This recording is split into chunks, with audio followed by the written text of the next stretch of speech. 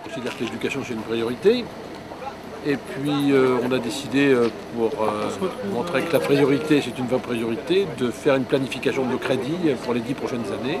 C'est-à-dire effectivement des moyens financiers assez considérables. Il y a 126 collèges dans le département pour permettre à nos enfants de pouvoir, comme le dit le slogan, donner du relief à leur talent.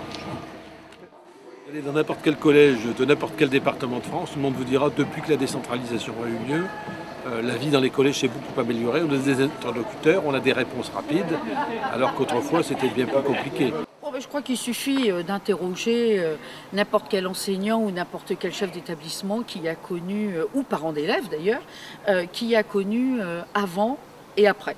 Et jamais, quels que soient les positionnements politiques de ces personnes, on ne regrette la décentralisation. Il ne s'agit pas uniquement de parler et d'annoncer, mais nous concrétisons nos annonces dans tous les domaines, avec une attention particulière aux secteurs en difficulté. Nous savons bien que l'ouverture, l'assouplissement de la carte scolaire pose de nombreux problèmes dans des collèges en situation difficile. Ces collèges, nous y avons une attention tout à fait particulière dans le cadre des rénovations, dans le cadre des projets pédagogiques. Nous soutenons toutes les initiatives, nous essayons d'être à leur côté pour limiter, sans pouvoir les annuler, les effets négatifs de cette politique nationale.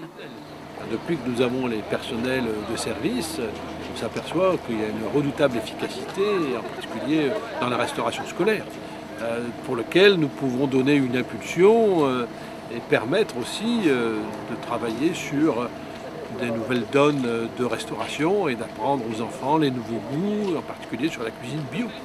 On peut considérer que le bonheur des femmes et des hommes qui peuplent la Terre, c'est pas seulement d'être des consommateurs et des producteurs, c'est aussi de favoriser l'épanouissement de l'esprit et l'épanouissement du corps. Et donc la culture et le sport sont absolument indispensables au bonheur. Elles sont sans doute plus indispensables au bonheur que de gagner plus, en travaillant plus et en s'usant plus.